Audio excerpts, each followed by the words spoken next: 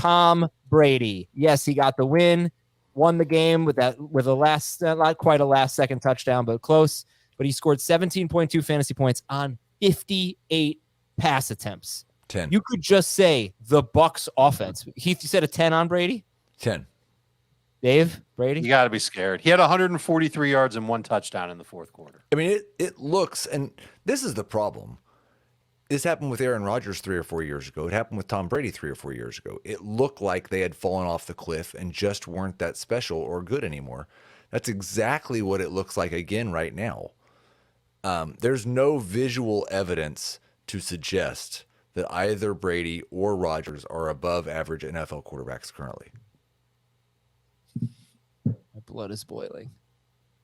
I don't agree. And Tony Romo said it himself. He said it at the beginning of the game. He said two really interesting things. Yeah, no, he said if anybody who thinks Tom Brady's washed up, watch the tape. That's what he said. No, I agree. But sorry, one last thing. My whole theory about Brady has been that it's a Godwin problem. Because look how many targets, Dave, do they give to Godwin at the line of scrimmage or behind the line of scrimmage? He's just not the same guy. And that's what Godwin should stop throwing those passes to himself behind the line of scrimmage, and everything will be better. Well, that's what Romo also said. He said they got to get Godwin healthy, and he's expressed some optimism that they could in the near future. But that's Dave. That's what I think the problem is. He's got nothing, because you say, oh, he's got Evans and Godwin. I don't really think he has Godwin. I think he has Evans and Evans. Every week it looks the same with Godwin, where he gets a nice amount of targets, a good dose of catches, and then he doesn't do anything with them. So I agree with you on that. And Evans just hasn't been quite the same guy. This is a good example of it this week. 5 catches for 40 yards on 11 targets. In the fourth quarter, Scotty Miller was his dude. And Miller dropped a touchdown. Yep. Yeah. I don't think Brady's washed by any stretch. Like if you had to tell me I had to pick one for the rest of the year between Brady and Aaron Rodgers, I'm rushing into Tom Brady's arms. But I can't help but think it's 3 straight games where there's all these could have beens or should have beens, where Brady should have had well over 20 fantasy points.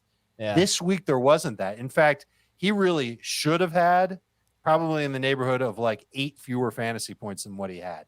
Yeah. This offense was terrible. The play calling in the first 3 quarters was absolutely disgusting. They cannot run the football. It can't be done in this offense anymore.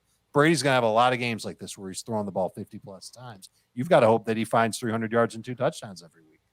I would agree with, I have more hope for Brady than Rodgers, and I have more hope for Rodgers than Stafford. So that's something. But I'm hoping they turn into 18 fantasy point per game guys. Like, it's a disaster. So what do you do if you have Brady? You can sit there and take it and not start anybody else. What I would do is see if you could package him with Aaron Jones for Christian McCaffrey. Yeah, that's what I tried to do. I think Heath and I made a very good trade this morning. I have no defense. I traded Christian McCaffrey and Matthew Stafford, who Heath doesn't need. He has Dak Prescott that he'll be using most weeks. I traded McCaffrey and Stafford for Brady and Aaron Jones.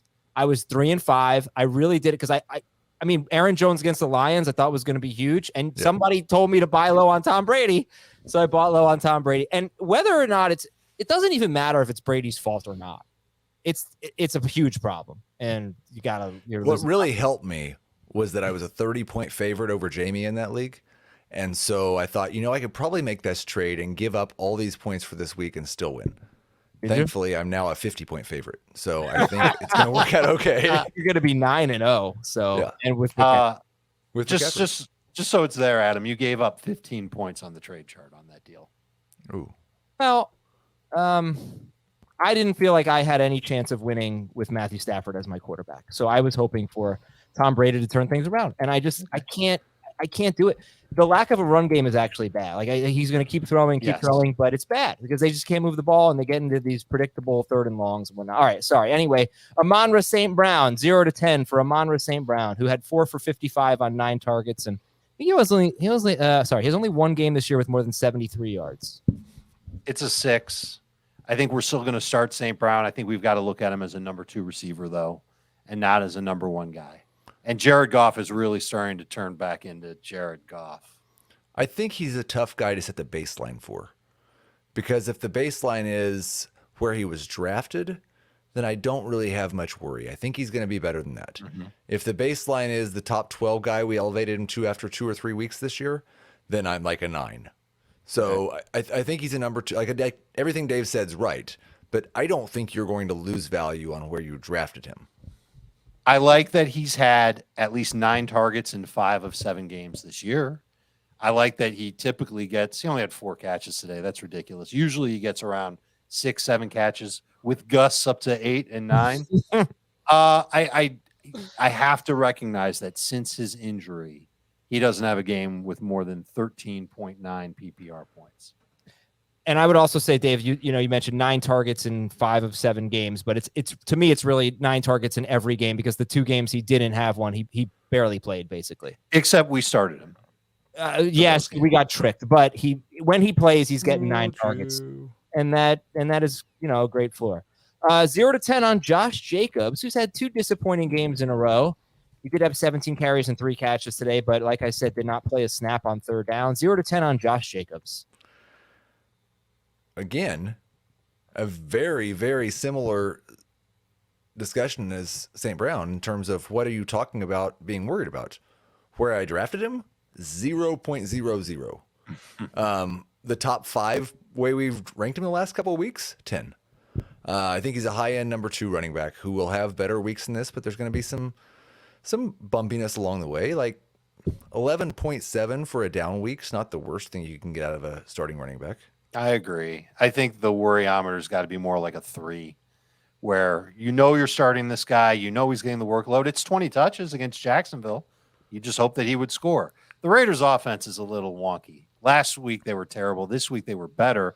But really the only part that was better was Carr throwing to Devontae Adams.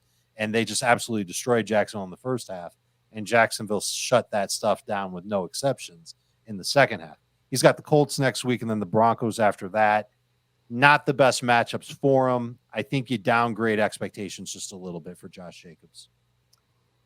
Would you take Jacobs over any of these players I am about to mention? Ramondre Stevenson, Travis Etienne, Ken Walker. Nope. No. But why? 2 weeks ago, I would have said yes to Stevenson if Harris was like 100% healthy right now. So I reserve the right to change that in 2 weeks if Harris is able to get healthy and reclaim 70% of his old role. But the other 2 have just elevated themselves into top 5 discussion. Ken Walker's my number 1 running back in Dynasty right now. As he should be. It's just it's a tough question to ask because, 2 weeks ago, Jacobs looked like the best, and he had a run of 3 straight games with 30 points, right? Yeah. So he's had 2 rough ones in a row. And everybody was like, you know what? We should make Derek Carr beat us. Not sure if that's what happened. I mean, 2 weeks ago, they just had the worst game ever against the Saints. This game, he had 17 carries and 3. It just didn't do great. He had a bad game today by his standards. All right, 0 to 10. I'm going to say let's assume Josh Allen is healthy. I'm not going to get into the whole if he's out, because obviously if Allen's hurt, then it's a 10. But let's assume Josh Allen is Josh Allen. 0 to 10 on Gabe Davis, who had, by the way, 2 catches for 33 yards and 5 targets. Believe it or not, Gabe Davis is a boom bust number 3 wide receiver rest of season. Starting to believe it. I think the results have kind of suggested that that's exactly what he is. It's not since week 1 has he had a game with more than 3 catches and 3 touchdowns total in his last 6 and no more than 5.5 PPR points in each of his past 2 against the Packers and the Jets. Yeah, I'm not liking what I'm seeing from Gabe Davis. I would much prefer to start him as a flex moving forward. And much like I said earlier, like this is another lesson to be learned. When a guy's averaging 17 yards per target and 28 yards per reception, he's either going to need to see a lot more targets or the bottom's going to fall out. I don't know how you guys feel about this, but I would be more concerned about Gabe Davis if Josh Allen had 2 good games in a row and Davis struggled. But Allen has thrown for 218 yards and 205 yards in his last 2 games. Before that, he threw for 297 or more in 5 of his first 6 games. So I trust Josh Allen to bounce back, assuming he's healthy. And with that, I think you'll see more production from Gabe Davis. Plus, he doesn't need that. He doesn't need that many targets. Well, that's the problem. Is like those words right there. I don't know if we have enough of a sample size to suggest that we should expect Gabe Davis to be one of the most efficient wide receivers in the NFL. But I do know that his target volume this season, and like we're not even considering the past, which was less, suggests if he's not one of the most efficient wide receivers in the NFL, he's not a must-start wide receiver. Yeah. He's All not right. getting the volume to be someone you start just because he looks like his profile suggests you should. He has to be stupid efficient to be a must-start guy. Let's go to our next one here as we look at the Colts offense, which mustered up 103 passing yards. Yeah, I'll cue that one up there. Yeah, you should have had that one ready for the Colts. 0 to There it 10 is. worryometer on Michael Pittman, 0 to 10. 36.5. I will say that if they go back to Matt Ryan, I will lower that number to 9. But Ellinger isn't getting it done. I know it's a tough matchup. I know it's the Patriots and Bill Belichick and all that. But I am not feeling. First of all, I traded Michael Pittman 10 minutes before kickoff today for an injured guy. The injured guy was Mark Andrews, and I had to throw in. Who did I have to throw in with him? Evan Ingram. I traded him and Evan Ingram for Mark Andrews today. So I feel good about that trade. Oh, my goodness. Yeah, I feel really good about it now. I definitely felt good about it when I made the deal. But he's not being targeted much downfield, if at all. They're expecting him to make plays after the catch. He did have one. I can't remember if it was called back or not, but he had one really good sideline catch from Ellinger in this game. And otherwise, he was a mess. And this is an awful offense right now. They don't have much going for themselves at all. This is easy to start Gabe Davis over Michael Pittman moving forward. Yeah. You could probably give me 5 or 6 other names, and I would tell you to start them over Pittman. Believe it or not, the Colts do not have a fantasy starter until Jonathan Taylor comes back.